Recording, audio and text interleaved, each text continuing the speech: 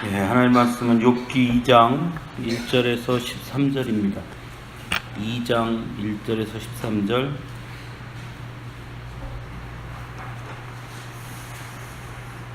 욥기 2장 1절에서 13절.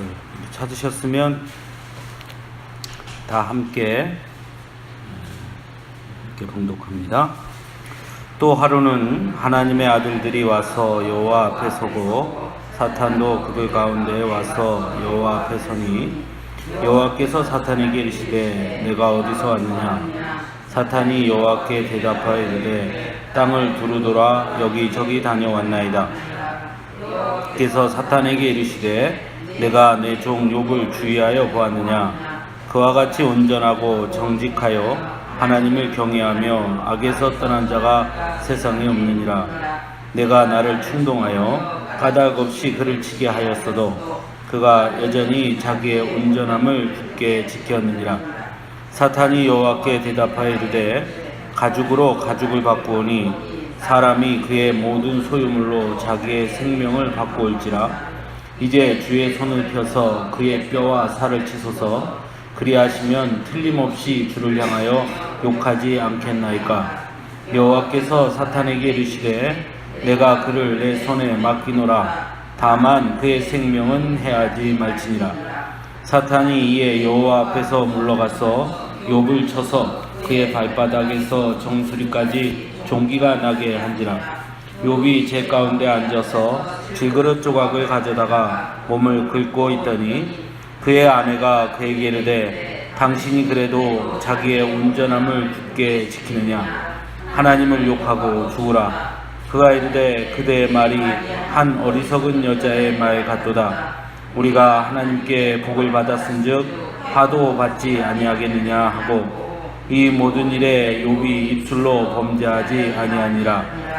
그때에 욥의 친구 세 사람이 이 모든 재앙이 그에게 내렸다 함을 듣고 각각 자기 지역에서부터 이르렀으니 곧 대만 사람 엘리바스와 수아 사람 빌닷과 나마 사람 소발이라. 그들이 욥을 위문하고 위로하려 하여 서로 약속하고 오더니 눈을 들어 멀리 보매 그가 욥인 줄 알기 어렵게 되었으므로 그들이 일제히 소리질러 울며 각각 자기의 겉옷을 찢고 하늘을 향하여 티끌을 날려 자기 머리에 뿌리고 밤낮 7일 동안 그와 함께 땅에 앉았으나 욥의 고통이 심함을 보므로 그에게 한마디도 말하는 자가 없었더라. 아멘.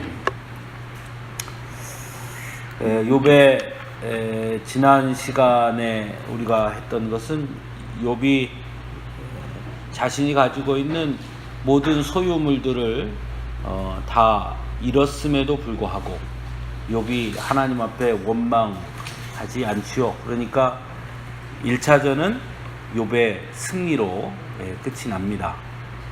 1차전의 승리로 욥이 1차전에 승리한 것이 전투가 거기에서 끝났더라면 좋았을 텐데 그런데 1차전으로 끝나지 않고 2차전이 시작되죠. 결국 2차전이라는 전쟁의 시작의 끈 어디서 시작됐느냐? 1차전에 욥이 이겼기 때문에 그렇죠. 또한 오늘 본문에 보면 앞부분에 2장 1절에서부터 쭉 보면 1장의 처음 천상회의, 즉 욥이 시험을 받게 되는 첫 번째 그 시작점과 똑같은 말씀이 그대로 기록되어 있습니다. 똑같이 하나님의 사람들이 하나님 앞에 서 있고 사단도 오고 하나님이 사단에게 질문하는 내용도 똑같고 다 똑같죠. 비슷하죠. 그리고 이제 2차전이 진행이 됩니다. 우리가 여기서 알 수 있는 것은요, 사단의 집요함이죠. 첫 번째 사단이 하나님 앞에 말한 것은 까닭 없이 하나님을 경배하는 자는 없다, 이거였어요. 그러니까 욥이 저 많은 소유물을 가졌기 때문에 또는 저렇게 많이 축복해 주었기 때문에 그래서 하나님을 경배하는 것이지, 만일 저런 것이 없어도 하나님을 경배할 수 있겠느냐, 이 질문이었죠.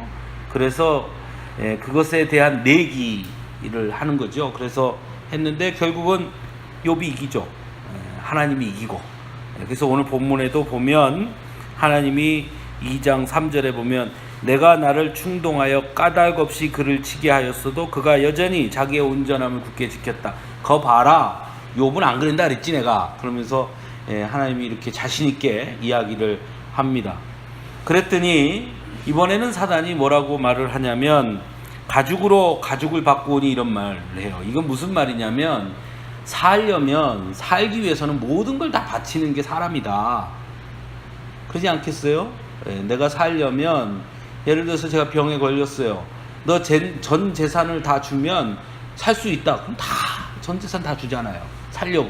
그러니까 생명을 더 소중하게 여긴다. 가죽으로 가죽을 바꾼다라는 말이 그 말이에요. 가죽은 사람의 이 가죽. 뒤에 가죽은 가축의 가죽. 그런 뜻이에요. 이게 속담이거든요. 그런 뜻이에요. 그러니까 동물의 가죽을 바꾸어서 내 가죽을 살린다. 그러니까 소유물을 바꾸어서 자신의 생명을 살리는 것, 그것이 이 가죽으로 가죽을 바꾼다 하는 이 베두인들의 속담입니다. 그러니까 사단이 그 말을 툭 하면서 뭐라고 그러냐면 만일 자신의 생명이 위급해지면 그러면 분명히 5절에 보면 틀림없이 주를 향하여 욕할 것이다 이렇게 말해요. 내가 단언한다 이 말이죠. 분명히 자신의 생명이 위급해지면 그러면 하나님 앞에 욕을 하게 될 것이다 이렇게 사단이 이야기하죠. 하나님이 허락합니다. 우리 같으면 이랬으면 좋겠죠. 너 임마 한 번 해갖고 안 되면 사람이 한 번 뱉었으면 끝이지 임마 안 된다고 또 하냐? 그럼 되냐? 욕 건드리지 마. 한 번만 더 건드리면 내가 가만 안 놔둔다. 이렇게 하나님이 하셨으면 좋겠는데 하나님이 그 말을 듣고 내가 그를 내 손에 맡기노라. 다만 그의 생명은 해하지 마라. 이렇게 말해요. 즉 그의 생명이 해하지 말라라는 말은 시험을 빙자해서 그를 죽이지 말라는 거예요. 시험을 빙자해서 그를 죽이지 마라. 왜? 그가 죽으면 시험에 의미가 없죠. 그렇죠? 그러니까 시험을 빙자해서 그를 죽이지 말고 대신 그래 한번 해봐. 이렇게 하는 거죠. 그러니까 사단이 할 수 있는 최대치는 뭐냐? 최대치는 차라리 죽는 게 나을 만큼 고통스러운 자리에 있는 거죠. 죽으면 안 되고 차라리 이렇게 사느니 죽는 게 낫겠다 싶을 만큼의 최대치의 고통을 주는 것입니다. 그죠? 그래서 본문에 보면 뭐라 그러냐면 발바닥에서 종수리까지 종기가 다 났다는 거예요. 발바닥에서 정수리까지. 그러니까 이 발바닥에서 여기까지 온 몸에 다 종기가 나서 그냥 긁을 수가 없으니까 질그릇 조각, 쉽게 말하면 깨진 그릇 가지고 이렇게 벅벅벅 붓는 거예요. 너무 간지니까. 그러니까 이거 얼마나 간지럽겠습니까? 이게 차라리 정말 어떠겠어요? 정말 차라리 죽는 게 낫죠. 차라리 죽는 게 낫지. 이런 생각하는 거죠. 그렇게까지 이제 고통을 주는 것이죠. 자, 이러한 장면에서 우리가 이제 한 가지 생각할 것은 우리가 1장에서 하나님이 사단에게 그 시험을 허락한 이유가 뭐라 그랬죠? 왜 소유물과 소유물 때문에 까닭 없이 하나님을 예배하고 하나님께 경배하는 자는 없다. 사단이 그렇게 시비를 걸고 하나님이 그래? 그럼 한번 해봐. 이렇게 허락을 하시잖아요. 그 이유가 어디에 있습니까? 하나님은 우리가 이 땅에 있는 우리 인간이 하나님을 경배함에 있어 어떠한 이유와 어떠한 조건으로 하나님을 경배하고 하나님을 찬양하는 것이 아니라 하나님 이 시기에 경배하고 찬양하는 자들이 되기를 원하시는 겁니다. 그걸 확인하고 싶었어요. 우리에게도 마찬가지입니다. 제가 그런 표현하면서 내 아내가 나기 때문에 사랑하는 것이 좋지, 내가 가지고 있는 돈 때문에, 내가 가지고 있는 명예 때문에, 내가 가지고 있는 권력 때문에 나를 사랑한다고 한다면, 내가 가지고 있는 권력과 돈과 명예가 사라지면 나는 뭐가 되는 거예요? 나는 가치가 없는 것이죠. 그 제가 다닌 고등학교는요, 종합고등학교였어요. 이제 고등학교 1학년 때 다녔던 학교에서 고등학교 2학년 때 가정 형편에 의해서 저 경기도 김포 군 화성면이라는 아주 저 전방 서부전선 전방, 그래서 밤이 되면 북한 방송이 왕왕왕 들리고 서치라이트가 왔다 갔다 하고, 그 다음에 밤 10시 이후로는 통행금지도 있었고요. 그랬던 곳으로 이제 전학을 가게 됩니다. 고등학교 2학년 때. 여러분 뭐 애기봉이라는 데 들어보셨어요? 애기봉 전망대 북한보유, 거기에요. 거기. 그걸로 이제 전학을 가게 돼서 거기 고등학교가 있는데, 그 고등학교는 그래서 종합고등학교인데, 종합고등학교가 뭐냐면 인문계와 상업계 고등학교가 그냥 두 개가 붙어 있는 거예요. 그래서 한 학년이 4반인데 1, 2반은 인문계 고등학교고 3, 4반은 상업계 고등학교예요. 그러니까 이제 1학년 때는 1, 2반은 인문계, 3, 4반은 상업계고요. 2학년이 되면 1반은 문과, 2반은 이과, 3, 4반이 상업계가 되는 거예요. 그래서 이제 그런 고등학교예요. 학생 수도 적고, 그 고등학교다 보니까 3학년 1학기가 되면 상업계 고등학교 애들은 이미 막 취업을 해요. 막 은행에도 취업하고 막 이러고요. 남녀공학이었어요. 그래서 3학년이 되면 막 여자애들 화장한 애들도 많았고, 그랬습니다. 그래서 우리는 졸업식 때 아이를 안고 온 애도 있었어요. 자기가 난 아이를 안고 온 애도 있었어요. 졸업식 때. 하여튼 상업계에 그런 아이들도 있었겠어요. 근데 이제 그 상업계에서 1등을 하면 고등학교 3학년 아마 2학기에 시작함과 동시에 은행에 취업을 하는 애들이 매년 한두 명 정도 나왔어요. 근데 1, 2등 하는 애들이 거기를 갔습니다. 근데 이제 제가 잘 아는 그 친구가 그 당시 경기은행이라고 있었어요. 경기은행에 얘가 바로 특차로 취업을 하게 돼서요. 걔는 고등학교 2학년 때 바로 그냥 경기은행으로 학교를 안 오고 이제 취업해서 경기은행을 다니는 거죠. 지금은 우리가 선생님들 부부를 기업이라고 그러죠. 거기는 뭐 기업 이렇게 말하는데, 그때 당시는 은행원 부부를 그렇게 불렀어요. 은행에 다니는 사람들이 워낙 월급도 많았고 또 뭐 여러 가지 혜택도 있었죠. 돈을 빌리고 뭐 이러는데, 근데 제 친구가 경기은행에 취업을 해서 얼마 안 있다가 결혼을 합니다. 근데 누구랑 결혼했냐면 똑같은 경기은행 다니는 직원하고 둘이 결혼을 해요. 그래서 둘 다 은행원이었죠. 그리고 그 남자는 조금 급이 높았고, 어쨌든 그래서 주변 사람들이 다 와, 쟨 진짜 대단하다 했는데, 얼마 안 있다가 우리나라에 IMF가 터지고 경기은행은 퇴출을 당하게 됩니다. 그래서 결국은 그 직급이 높았던 그 남편이 먼저 잘리고요. 그리고 제 친구는 어쨌든 조금 더 다니다가 경기은행을 어디 은행이 아마 인수를 했다가 그 은행도 또 넘어가고, 그래서 결국은 은행을 둘 다 그만두게 돼요. 뭐 그 아이가 제 친구였지만 여자 아이니까 별로 뭐 관심이, 뭐 결혼해서 어떻게 사는지 별로 관심이 없었는데, 시간이 지나서 어느 날 제 동생이 형, 나 그 누나 봤어요 그러는 거예요. 그래서 그거 어디서 봤냐 그랬더니 우리 어머니 아버지 사시는 그 동네에 치킨집을 한다는 거예요. 그 친구가 그 치킨집 해. 그래서 명절에 추석인가 설인가 올라갔다가 부모님 댁에 갔다가 거기에 가봤어요. 치킨집에 갔더니 그 애가 거기 치킨집에서 닭 튀기고 있는 거예요. 그래서 야, 너는 여기서 뭐 하냐 그랬더니 야, 나 사장 됐어 그러더라고요. 그럼 뭐 하니까 치킨집 사장 됐다는 거예요. 조그만 딸이 하나 있고, 딸이 그 옆에 앉아 있고, 야, 남편은 뭐 해 그랬더니 이혼했다는 거예요. 왜 이혼했어 그랬더니 그렇게 됐어.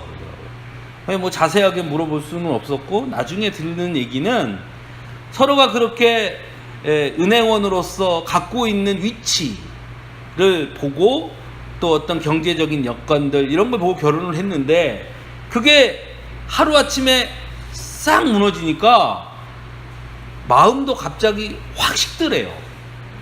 그러니까 내가 이 남자를 되게 사랑해서 결혼한 건 분명한데, 직장에서 은행직에서 물려나고 뭐 그냥 뭐 여기저기 직업 구하러 다니고 직장 구하러 다니는데 직장은 못 구하고 막 이러면서 어느 순간 남편에 대한 사랑이 싹 사라지더라는 거예요. 그러면서 저 무능력한 사람, 저 능력 없는 사람 이렇게만 바라보게 되고, 그러다 보니까 자꾸 싸우게 되고 결국은 이제 이혼했다 그러더라고요. 그래서 그때도 제가 그 닭집에서 친구가 튀겨준 치킨을 먹으면서 제가 그 친구한테 그런 얘기를 했어요.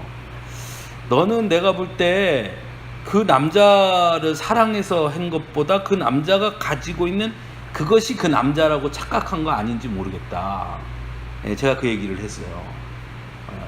그러면서 제가 그래서 나는 행복하다. 왜냐하면 나는 아무것도 가진 게 없는데 우리 마누라가 결혼을 했으니 얼마나 행복하냐 이러면서 같이 이야기한 적이 있는데, 그러니까 사람들이 가지고 있는 그 배경, 그러니까 그 배경과 그 사람의 본질을 헷갈릴 때가 있는 거죠. 하나님도 인간에게 그것을 요구하신 거예요. 내가 준 어떤 그 배경들 때문에 하나님을 찬양하고 하나님을 예배하느냐, 아니면 그것이 없어도 하나님을 예배하고 찬송할 수 있느냐. 그것 때문에 욥에게 첫 번째 그 소유에 대한 사단의 시험을 허락했다면, 두 번째는 뭐냐면, 두 번째 시험은 물론 목숨은 해하지 못하게 했지만 어떻게 보면 인간이 가지고 있는 가장 본능적인 것, 살고 싶어하는 욕구, 그 본능의 문제에 지금 딱 걸려 있는 거예요. 첫 번째 소유의 문제는 본질과 비본질의 문제. 본질적인 것은 하나님인데 그 본질이 아니라 하나님으로 인해서 둘러싸여 있는 하나님이 우리에게 주신 비본질적인 것, 부유함, 건강함, 명예, 권력, 이건 다 비본질적인 것이거든요. 그 비본질적인 것과 본질적인 것 사이에서의 어떤 헷갈림, 본질보다 비본질적인 것을 더 중요하게 여기는 그것에 대해서 하나님이 말씀하시는 것이었다면, 이 두 번째는 인간의 본질과 하나님의 본질, 다시 말하면 우리의 믿음의 본질에서의 우선순위의 문제예요.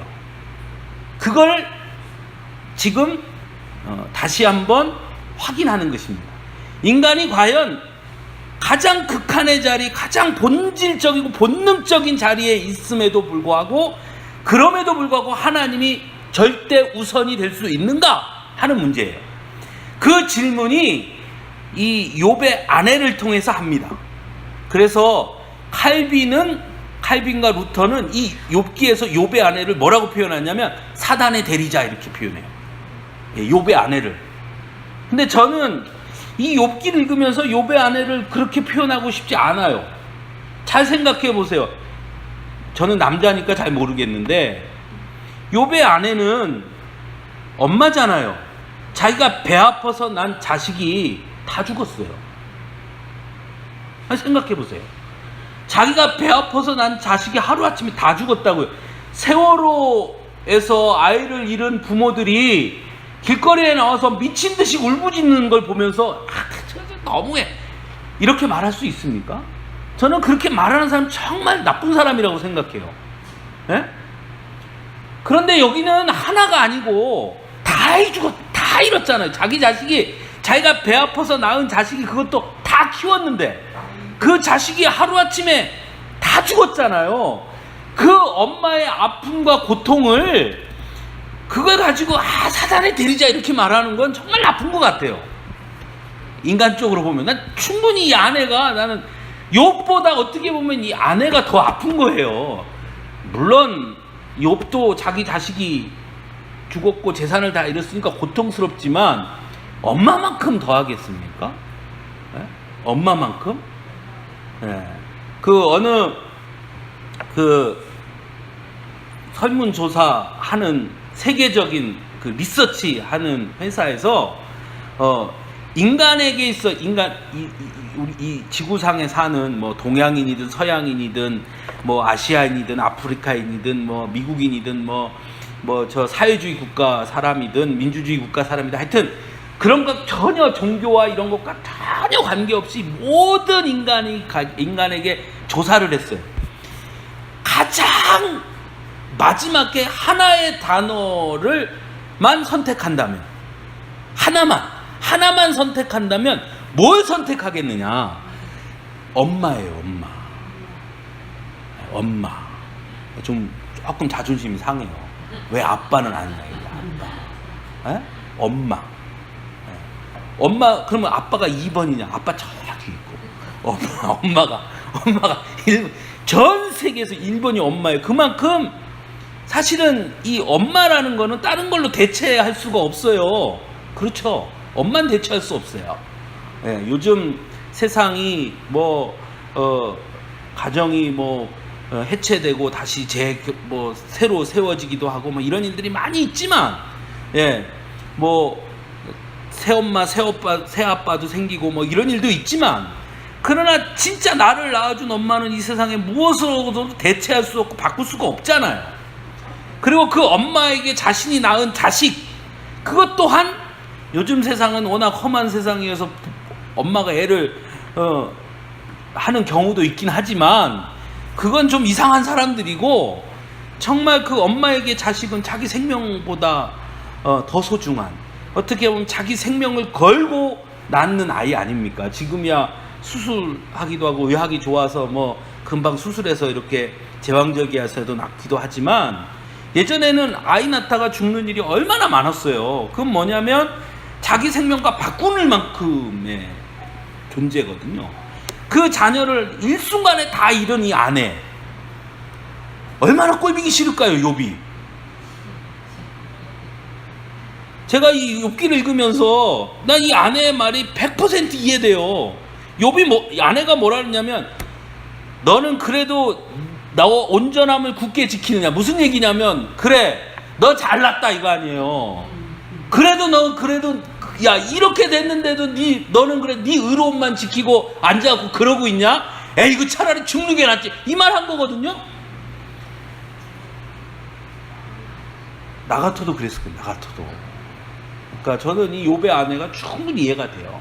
그러니까 이건 무슨 얘기냐면, 인간적인 면에서는 가장 본질적인 인간의 존엄의 문제, 생존의 문제, 그리고 부모와 자식 사이에서 그 자녀를 잃은 그 아픔, 그런 고통, 그러니까 인간이 겪을 수 있는 최악의 본능적인 자신을 보호하고 싶은 마지막 그 보호 본능의 그 끝자리, 그 자리에서도 하나님이 우선될 수 있느냐 하는 질문을 하는 거예요.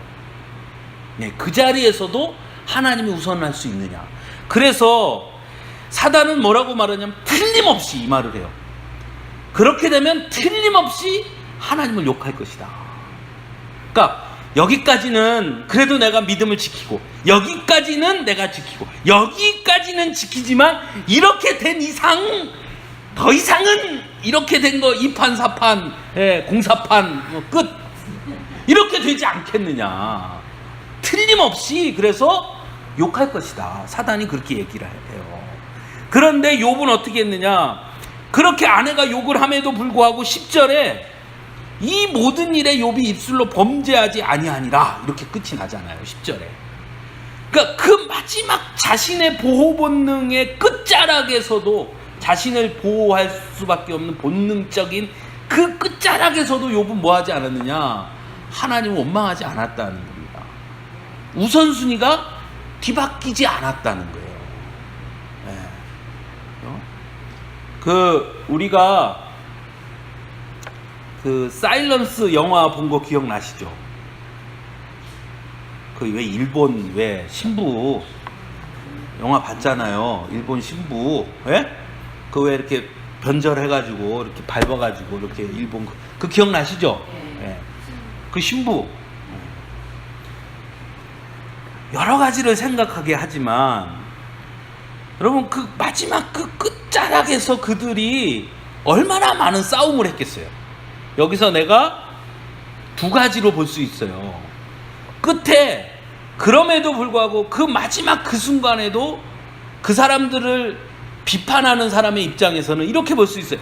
마지막 그 순간에라도 그들이 다 죽는 것을 보더라도, 그리고 내가 죽는 그 순간이라도 그래도 그렇게 변절했으면 안 됐다. 그러니까 그들은 변절자다. 그렇게 말할 수 있어요. 그렇죠? 그렇죠? 그러나 또 다른 면으로 얘기하면 그 마지막 그 순간에 자신이 가지고 있는 자존심까지도 버리면서 나는 거꾸로, 그게 그 진심은 아무도 모르죠. 그만 알겠죠. 그 마지막 그 자신의 자존심, 자신이 신부라는 자신의 자존감, 그 예수님의 그 얼굴이 있는 것을 밟는 순간 자신은 신부로서의 존재감이 완전히 무너지는 그 마지막 순간에 그가 자신의 자존감보다도 하나님을 생각해서, 그래서 그걸 밟았다. 그래서 그 행위는 오히려 가장 큰 순교다. 이렇게 보기도 하는 거예요. 그러니까 그 입장을 바깥에 보는 사람은 이렇게도 말하고 저렇게도 말하는 거예요. 그러니까 그 영화가 우리에게 가르쳐 주는 것은 진정한 순교가 그저 그걸 밟지 않고 그저 죽는 것만이 진정한 순교냐, 아니면 그처럼 자신의 자존감마저도 버리는, 그래서 신부로서 이름조차도 사람들에게 두고두고 변절자라는 소리를 들어야 하는 그런 지경에 처하면서까지도 끝까지 일본의 기독교를 지키기 위해서, 일본에 있는 수많은 신앙인들의 그 신앙이 말살되지 않도록 그것을 지키기 위해서 그 일을 한 것도 순교냐, 이걸 묻는 거예요. 그 영화는. 욥기도 마찬가지예요. 욥도 사실은 욥의 친구들이 욥에게 찾아와서 질문하는 내용이 뭐냐? 바로 그 질문이에요. 그 질문. 과연 어디까지가 믿음이고, 그게 정말 믿음이냐, 너의 자존감이냐? 그 자존감까지도 버릴 수 있느냐? 그 끝자락. 욥은 처음에는 뭐라 그러냐면 이건 나의 자존감이 아니고 나의 믿음이다, 이렇게 말하고요. 욥의 친구들이 계속 공격을 나중에 뭐라냐면 아니야, 그건 네 믿음이 아니야, 그건 네 자존감이야, 이렇게 말해요. 그러니까 너는 말로는 믿음을 말하지만 실제는 너의 의로움을 지키고 있는 거야, 이렇게 욥의 친구들이 공격을 하고, 그래서 저 뒤에 가면 40장 뒤에 가면 욥이 뭐 하냐면 하나님 앞에 회개해요. 뭘 회개했을까요? 욥이 범죄한 게 하나도 없는데 뭘 회개했을까요? 욥이 이렇게 회개해요. 혹시 나의 의로움이 하나님을 향한 나의 신앙과 믿음보다 나의 의로움이 더 앞서 있었더라면 그것을 회개하는 거예요. 그러니까 오늘 이 사단의 공격은 바로 그 지점을 공격하는 것입니다. 너무나 우리에게 약한 고리죠. 가장 약한 고리일 수 있습니다. 그 고리를 공격을 합니다. 1장에서는 소유에 관한 공격은 하루가 시작되고, 천상의 회의가 하루가 시작되고 회의가 끝나고 그 다음 하루에, 그 다음 날 또는 시간이 지나서, 그래서 그 이후에 소유물이 사라지고요. 그 소유물을 빼앗아가는 과정은 매우 순차적이고, 그리고 다른 사람들을 통해서 듣게 하지요. 사환이 오고 그 다음 사환이 오고 이렇게 듣게 하죠. 그런데 이 두 번째 이 고통은 하나님이 허락하자마자 7절에 사탄이 이에 여호와 앞에서 물러나서 욥을 쳐서 이렇게 돼 있어요. 무슨 얘기? 바로 했다는 거예요. 즉시. 그러니까 소유에 대한 것을 빼앗아갈 때는 천상에서 하나님과 사단이 해서 하나님이 그래 그렇게 해봐 허락하고 일정 시간이 지난 이후에 했다면, 이번 두 번째는 바로 허락이 떨어지자마자 바로 했다는 것이고, 또 첫 번째는 그 일을 하는 데 있어서 중간에 매개체가 있었어요. 즉 사환을 통해서 또는 자연재해를 통해서 그 일이 벌어졌다면, 두 번째 이 재앙은 즉시 이루어졌고 직접 이루어졌다는 거예요. 훨씬 더 강력했다는 겁니다. 재앙이. 그래서 몸을 다 벅벅 긁고 있게 되는 발바닥에서부터 정수리까지 종기가 나게 되죠. 자, 그리고 나서 아까 얘기했듯이 아내가 그런 이야기를 하고 10절에 보면 욥이 한 말이 있어요. 저는 이 욥이 참 멋있어요. 아내가 이렇게 말해요. 9절에 당신이 그래도 자기의 온전함을 굳게 지키느냐? 하나님을 욕하고 죽으라. 이렇게 말해요. 즉 아내는 남편과 자신을 분리했어요. 그죠? 너 이렇게 말한 거예요. 당신 이렇게 아내와 남편을 분리했습니다. 그런데 욥이 한 말은 뭐라고 표현하냐면 이렇게 말해요.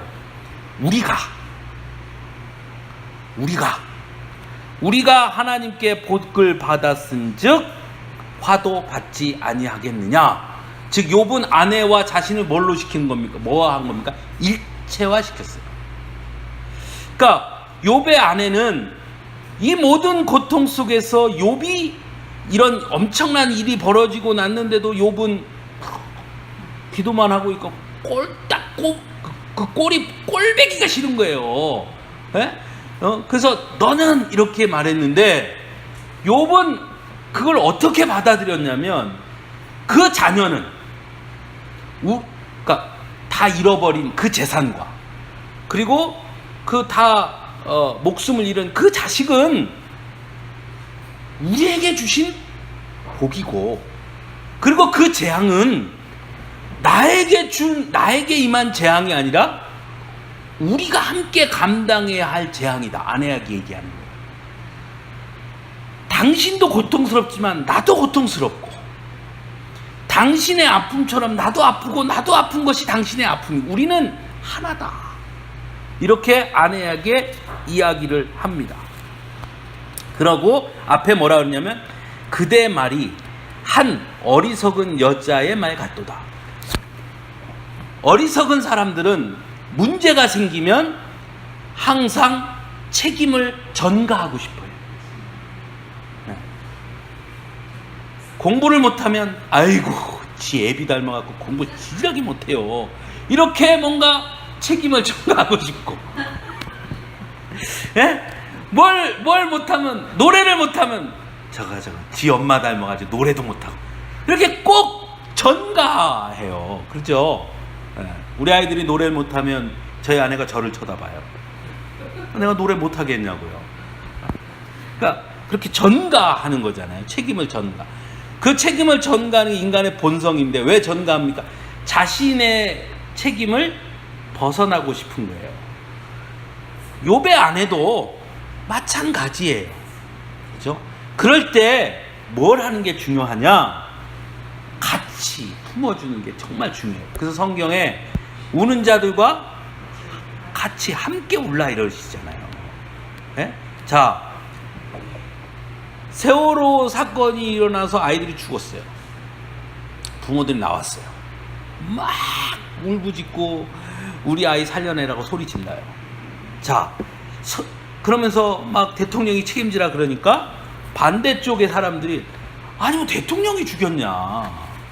왜 대통령한테 그러냐? 이건 무슨 얘기냐면 분리하는 거예요. 분리. 그 아픔을 당한 사람과 그것과 관계없는 사람을 딱 분리해서 그건 우리 책임이 아니야.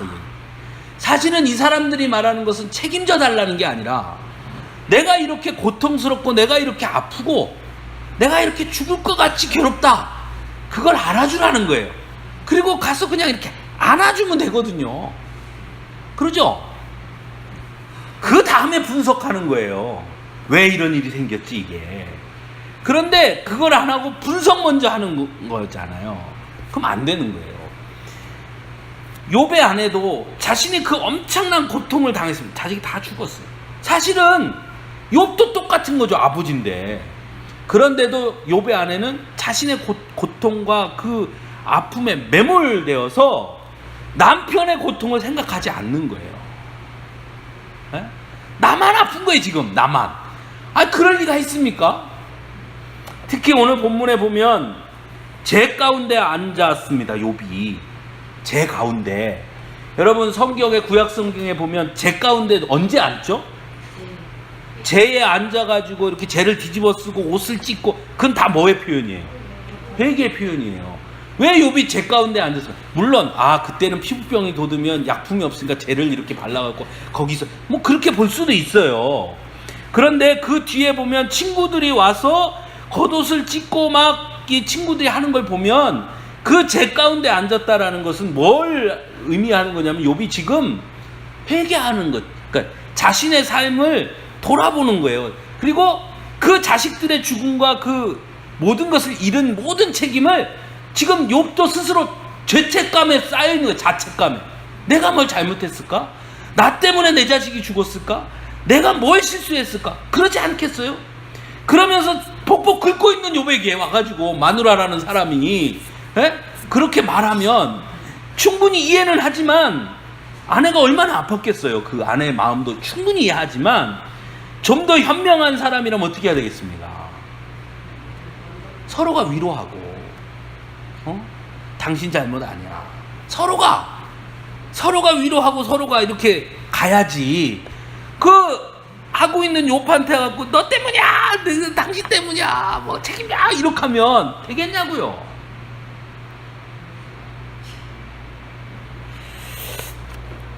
그래서 하여튼 욥의 아내의 모습을 그렇게 보여주고요. 이건 뭘 의미하냐면 우리가 세상을 살아가면서 우리가 당하는 많은 삶의 어려움들과 고통과 고난이 있을 때 우리도 똑같아요. 우리는 항상 책임을 누군가에게 전가시키고 싶은 마음이 있어요. 다 사람 본능적으로.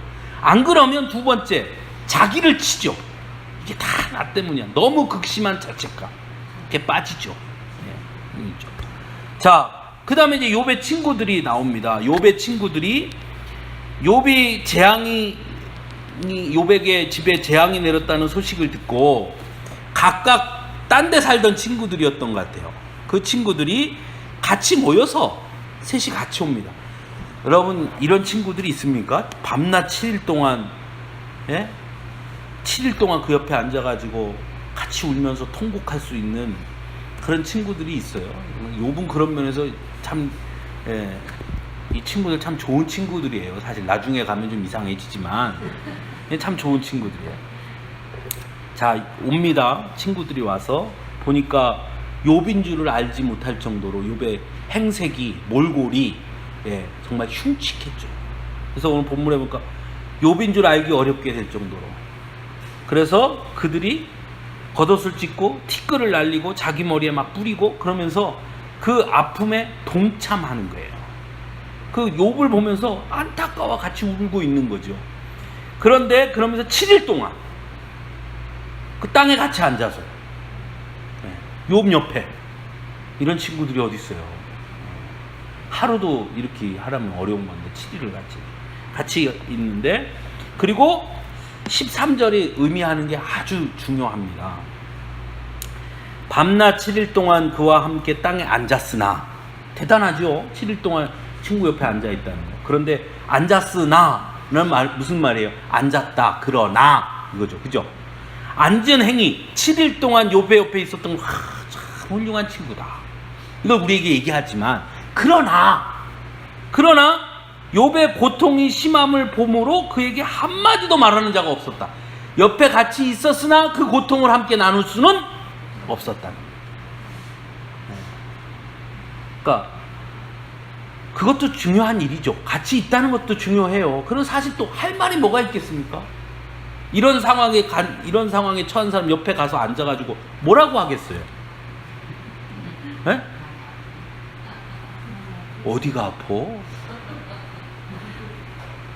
야, 어떻게 하면 좋냐? 이 말도 한 번 하지. 그 말을 몇 번을 할 수도 없고 하루 종일 그 말 할 수도 없고 뭘 할 말이 있겠어요? 그러면 이 13절이 의미하는 게 뭐냐면 그런 의미예요. 그 고통의 자리는 함께 하지만 그 고통을 함께 할 수는 없다는 거예요. 즉 인간의 위로는 그 고통을 함께 나눌 수 없다는 겁니다. 그러고 나서 뭐라 그러냐면 한마디 안 했잖아요. 7일 동안. 그리고 나서 시간이 지나서 7일이 지나면 이제 뭐가 시작됐느냐? 비판하고 판단하고 정죄하고 시작해요. 즉 가장 소중한 친구들이 7일 동안 같이 있던, 어떻게 보면 그 옆에서 같이 아내도 가서 죽으라고 했던 아내도 그러는데 같이 옆에 앉아있던 그들이 처음에는 위로하러 왔으나 그 인간의 위로는 후에는 위로가 오히려 상처가 되고 아픔이 되고 고통이 되는 거예요. 그러니까 무엇을 의지해야 하느냐? 우리가 세상을 살아가면서 어디에서 우리가 위로를 받아야 하느냐? 즉 우리를 주변에 둘러싸고 있는 어떤 소유, 즉 물질, 1차에서 물질이 끊어졌다면 이 본능, 나의 본능, 생존 본능, 그것이 무너지고, 셋째, 그럴 때 사람들은 어디에 기대고 싶으냐? 인간관계, 사회망, 사회관계. 그러나 그 사회관계조차도 우리를 지켜줄 수 없고 우리를 세워줄 수 없다라는 것이죠. 즉 2장에서 말하고자 하는 것은 욥의 철저한 외로움입니다. 여러분, 인간은 모두가 다 외로운 존재예요. 하나님 앞에. 그런 면에서 그 철저하게 홀로 서 있는 인간이 하나님과 어떻게 관계를 갖느냐는 아내, 친구가 아니라 나의 문제예요. 여러분도 모두가 우리가 지금 다 욥이에요. 우리가 욥이에요. 각각의 아픔이 있고 각각의 고통이 있고 각각의 슬픔이 있고 각각의 괴로움이 있죠. 그 아픔과 괴로움은 수치로 누구가 더 고통이 크고 누구가 더 고통이 그 제일 어리석은 짓이에요. 어린애들이 그러죠. 어린애들이 이만큼 상처럼 막 아프면, 야 나는 옛날에 이만큼 찢어졌는데도 나는 괜찮았어 막 이러면 그 옆에가 나는 옛날에 이만큼도 찢어졌었다 막 이러고 있죠. 그 바보 같은 짓이에요. 네. 왜냐? 나에게 이만큼만 찢어져도 나에게 너무 아픈 거예요. 남에게 이만큼 찢어진 것보다 나에게 이만큼 찢어진 게 더 아파요. 그런 거예요. 그것을 비교할 수는 없어요. 나는 옛날에 이렇게 고생했어. 근데 지금 니네 고생하는 거 그건 고생도 아니야. 난 이렇게 고생했어. 나는 옛날에 하루에 한 끼도 못 먹었는데 너는 밥은 먹고 살잖아. 뭘 그래? 틀린 거예요. 네. 서로 그것을 수치화해서 누가 더 고통스럽다, 고통스럽지 않다, 그렇게 말해서는 안 되는 거예요. 사실은 그들이 각각의 사람들이 갖고 있는 그 고통, 그 고난, 그 아픔은 각각의 사람들에게 다 너무나 큰 아픔이고 고통이라는 거죠. 그리고 그 고통의 자리에서 인간은 철저하게 외로울 수밖에 없어요.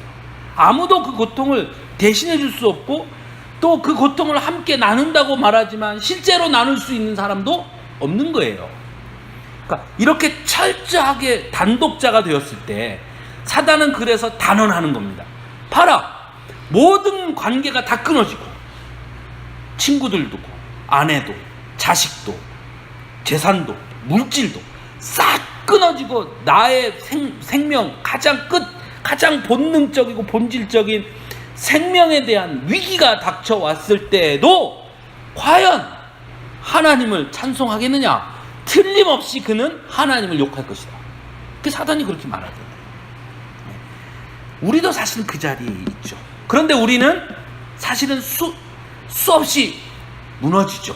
넘어지고 우리가 하나님 앞에 기도한 것이 응답되지 않아도 하나님을 원망할 때가 있고, 사실은 내 계획대로 안 된에도 하나님 원망할 때 있고, 사실은 하나님이 하라고 한 거 아니고 내 맘대로 했다가 실패해도 괜히 그 책임을 하나님한테 질문하고, 이렇게 얘기하죠. 그게 하나님의 뜻이 아니었으면 처음부터 시작을 하지 말게 했어야 되는 거 아니야? 그러니까 시작하게 가만히 있게 해놓고 안 되게 했으니까 그것도 하나님 책임. 이렇게 하나님 앞에 다 원망하고 불평을 쏟아놓는 게 우리의 모습이잖아요. 근데 욥처럼 이렇게 철저하게 외로운 자리, 다시 말하면 하나님 앞에 딱 홀로 서 있는 그 자리에서 욥은 과연 어떻게 하느냐? 이제 그것이 1장 2장에서 보여주는 인간 실존에 대한, 지금 이 세상을 살아가고 있는 인간 실존에 대한 접근이에요. 인간은 이렇다. 그러면 그런 인간이 어떻게 하나님을 만나고 하나님을 이야기할 것이냐? 이제 그것이 이제 시작이 되지요. 그리고 3장부터는 드디어 제가 첫날 뭐라 했어요? 욥기는 95%가 뭐라고요? 시. 드디어 욥이 시를 지어서 노래를 합니다. 자신의 생일을 저주하는 시를 지어서 노래를 하고, 드디어 이제 여러분들 우리나라에도 그 누구죠? 선주교 정몽주 단심가, 이방원의 하여가, 이방원이 하여가를 딱 제창하니까 이렇게 딱 지어서 딱 주니까 정몽주 단심가를 딱 지어서 하니까 선주교에 가서 이방원이 딱 죽이지 않습니까? 예, 그것처럼 이제 드디어 욥과 욥의 친구들이 시로 서로 주고받고 이제 하면서, 그러면서 그들의 생각들이 서로 나누어지는 이제 그런 일들이 3장부터 시작이 됩니다. 그래서 여러분들 이 3장부터는 쭉 다 시예요, 시. 그래서 부탁을 드리고 싶은 것은 우리 개역개정으로 3장을 읽지 마시고, 그 읽으면 맛이 없어요. 그리고 요새는 핸드폰에 다 성경 다 앱 깔리시죠? 거기에 보면 성경 앱에 번역에 개역개정 뭐 개정 뭐 쭉 있잖아요. 거기에 표준 세번역 성경을 앱을 그걸로 해서 3장을 한번 읽어보셔요.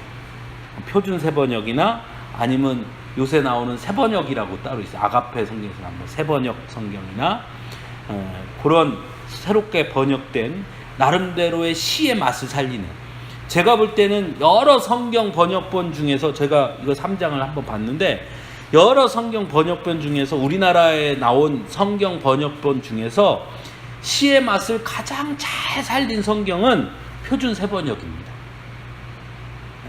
시의 맛을 가장 잘 살린 성경. 시편도요. 그래서 여러분 표준 세번역 성경으로 시편을 읽으시면 훨씬 시의 그 맛이 그대로 살아있어요. 그러니까 이 욥기 3장은 다음 주에 할 터인데, 이 욥기 3장은 그 시를 읽고 오시라. 그 시를 한번 읽고 오시라. 표준 세번역에 있는 이 욥기 3장을 한번 쭉 읽고 오시면 그 무엇을 의미하고자 하는지, 뭘 얘기하고자 하는지, 그리고 제가 말씀드렸잖아요. 시는 뭐로 읽는다고요? 가슴으로 읽고 감성으로 읽는 거예요. 그러니까 이 욥의 심정이 느끼면서 이 시를 읽으셔야 돼요. 욥처럼 그런 고통의 자리에 있는 자리에서 욥이 쓴 시, 그 욥의 그 마음, 그 감정이 이 시에 어떻게 녹아 있는가를 보시면서 읽으시면 눈물이 나실 겁니다. 정말 가슴이 울리고 그렇게 읽으셔야 돼요. 다음 시간에 그것들을 우리가 함께 할 수 있기를 바랍니다. 같이 기도하겠습니다.